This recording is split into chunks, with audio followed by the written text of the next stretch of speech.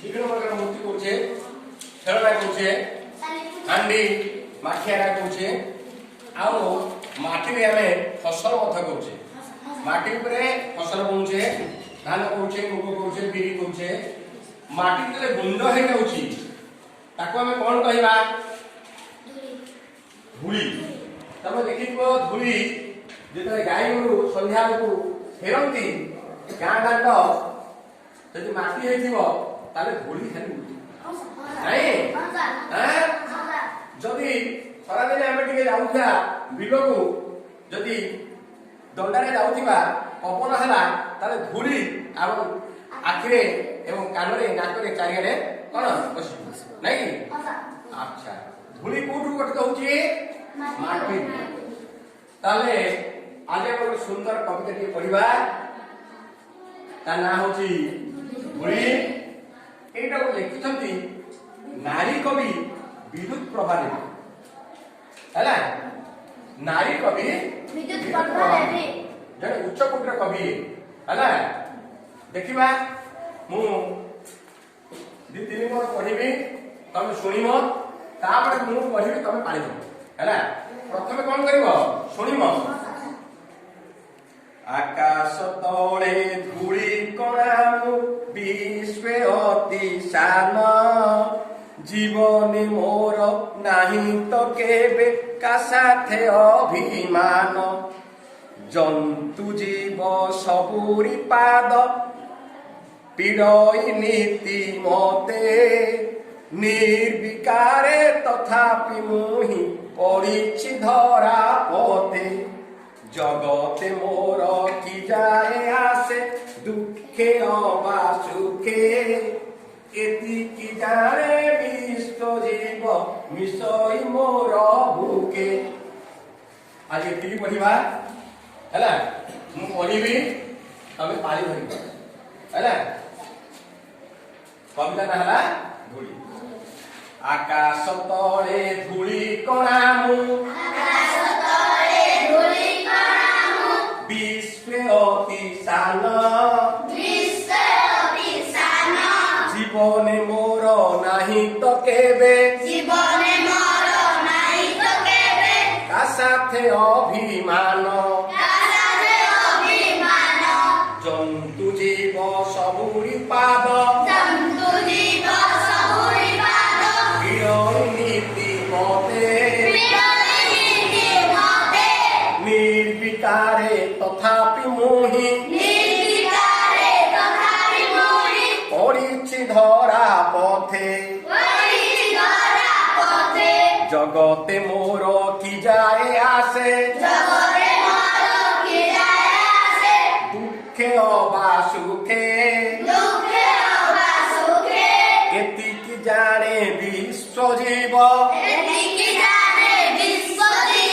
মিশই মোর বুকে।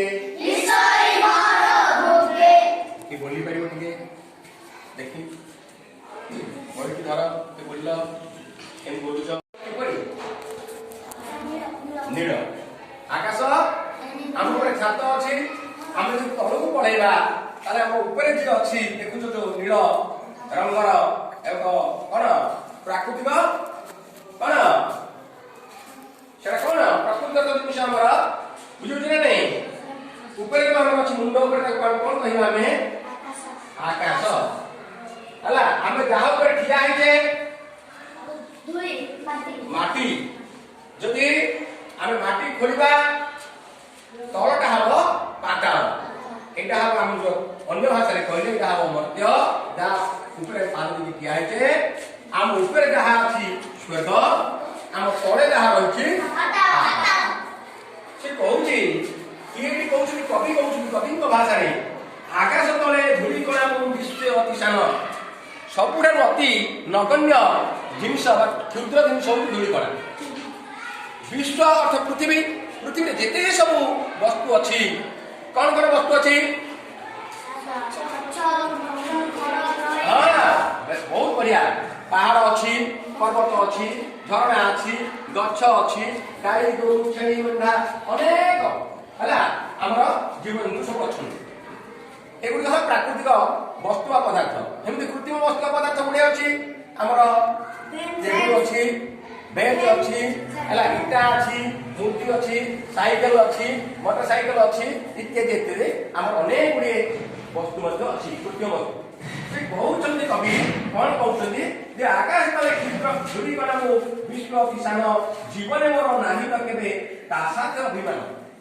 ମୁଁ ଛୋଟିଆଟିଏ ହେଲେ ମଧ୍ୟ ତାହା କିଏ ବଡଟିଏ ହେଲେ ମଧ୍ୟ ତା ପାଖରେ ମୋର ଅଭିମାନ ନାହିଁ।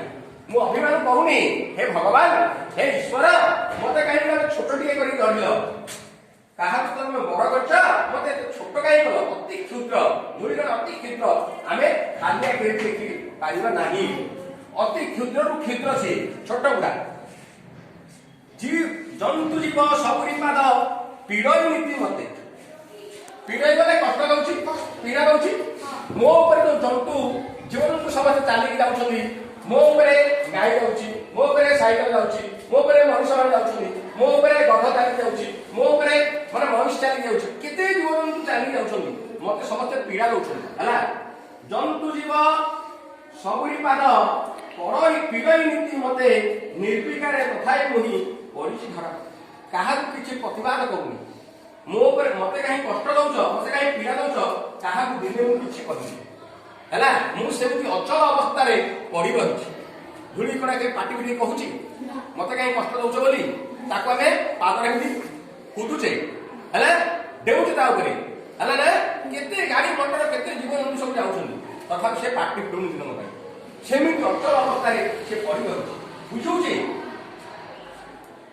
ଜଗତେ ମୋର କିନାରେ ଆସେ ଦୁଃଖେ ଅବା ସୁଖେ। ଦୁଃଖ ସମୟରେ ମୁଁ ଅସ୍ଥିର ହଉନି କି ସୁଖ ସମୟରେ ମୁଁ ବଢିବା କି ଚାତର ବାହାର କରୁନି। ବୁଝୁଛ ନାଇଁ? ତମେ ଦେଖିବ ଗୋଟେ ଲୋକ ତାଙ୍କର ତା ବାପା ମାନଙ୍କର ହାତରେ ନୂଆ ମୋଟର ସାଇକେଲ କିଣିକି ଆଣିବେ, ତା ଗୋଡ ଆଉ ତଳେ ଲାଗିବ, ସେ ମୋ ବାପା ମୋଟର ସାଇକେଲ ଅଛି, ମୋଟର ସାଇକେଲ କାହାର ମନେକର ଗୋଟେ ନୂଆ କାର ଗାଡିଟେ କିଣିଲେ ହେଲା, ତାଙ୍କ ଗୋଡ ଆଉ ତଳେ ଲାଗୁନଥିବ। ବୁଝୁଛୁ ନାଇଁ? କାହାର ବ୍ରତ ହର ହଉଛି, କାହାର ଭୋଜି ହର ଭୋଜି, ତାଙ୍କ ଗୋଡ ଆଉ ତଳେ ଲାଗୁନଥିବ। କିଏ ମଲା ସମୟରେ ଦୁଃଖ କରୁଛି, କାହାର ରୋଗ ସଜ୍ଜାରେ କିଏ ପଡିଛି ସିଏ ଦୁଃଖ କରୁଛନ୍ତି। ତେଣୁ ଦୁଃଖ ବା ସୁଖ ମୁଁ କିଛି ଜାଣୁନି, ମୋର ଦୁଃଖରେ ଯାହା ସୁଖରେ ତାହା। ମୁନି ଋଷି ମାନଙ୍କ ଜୀବନ ମଧ୍ୟ ସେୟା ଥିଲା। ଦୁଃଖ ସମୟରେ କାନ୍ଦୁ ନଥିଲେ, ସୁଖ ସମୟରେ ଚାତର ବା ବଢିବା ମନ ଦେଖୁନଥିଲେ। ତେଣୁ ଧୂଳି କଣା ସେଇ କଥା କହୁଛି ଯେ ମୁଁ ଦୁଃଖରେ ଭାଙ୍ଗି ପଡୁନି କି ସୁଖରେ ଆତ୍ମ ବଢିବା ଦେଖୁନି।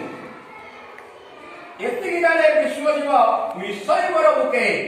ମୁଁ ଏତିକି ଜାଣିଛି ଯେ ସଂସାରରେ ଯେତେ ସବୁ ଜୀବ ସୃଷ୍ଟି ହେଇଛନ୍ତି, ଈଶ୍ୱର ଯେତେ ସବୁ ଜୀବ ସୃଷ୍ଟି କରୁଛନ୍ତି, ପିମ୍ପୁଡ଼ି ଠାରୁ ବିରାଟ କାୟ ପ୍ରାଣୀ ହସ୍ତି ପର୍ଯ୍ୟନ୍ତ ସମସ୍ତେ ମରିଗଲା ପରେ କୋଉଠି ମିଶିବେ?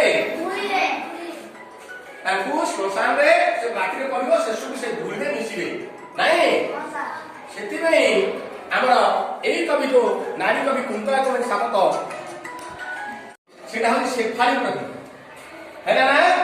ଶେଫାଳି ପ୍ରତି ସେଇଥିରେ ଅଛି ପଦୁଟିଏ ଯେ ମାଟିରେ ମିଶିବୁ ତୁହି, ମାଟିରେ ମିଶିବି ମୁହିଁ, ତଥାପି ମୋ ଆତ୍ମା ଫୁଲ ନଯିବ ମଉଳି, କାହିଁ କେତେ ଦୂରେ ଅଛୁ ତୁହି ଗଙ୍ଗ ଶିଉଳି। ବୁଝୁଛି? ତେଣୁ ଆମେ ସମସ୍ତେ ଏଠି ଜନ୍ମ ହେଇଛେ, ମରିବା ନିଶ୍ଚିତ, ଏବଂ ସେଇ ଧୂଳିରେ ହିଁ ମିଶିବା। କୋଉଥିରେ ମିଶିବା? ତେଣୁ ସେଇଥିପାଇଁ କବି କହିଛନ୍ତି ଧୂଳି ମୁଖରେ, ଧୂଳି କହୁଛି ଯେ ଯେତେ ସବୁ ଜୀବଜନ୍ତୁ ସୃଷ୍ଟି ହେଇଛନ୍ତି ସେମାନେ ଶେଷ ମୁହୂର୍ତ୍ତରେ ଯେତେବେଳେ ମୃତ୍ୟୁବରଣ କରିବେ ମୋ ଛାତିରେ ହିଁ ମିଶିବେ, ମୋ ବୁକୁରେ ଅର୍ଥାତ୍ ମୋ ଛାତିରେ ସେମାନେ ମିଶି ଯିବେ। ମୋ ଛାତିରେ ଯୋଉ ପାଦ ଦେଇକି ସେମାନେ ଯାଉଥିଲେ ଶେଷରେ ମୋ ସହିତ ସେମାନେ ମିଶିବେ। ତାହେଲେ ଏଇଠୁ ଆମେ କଣ ଜାଣୁଛେ? ଜନ୍ମ ହେଲେ ମୃତ୍ୟୁ ନିଶ୍ଚିତ। ହଉ, ବହୁତ ଧନ୍ୟବାଦ ତୁମକୁ। ଯାହା ହଉ ଭଲ କବିତା ଟିଏ, ଏଇଟା ତମେ ମନେ ରଖିବ। ନାରୀ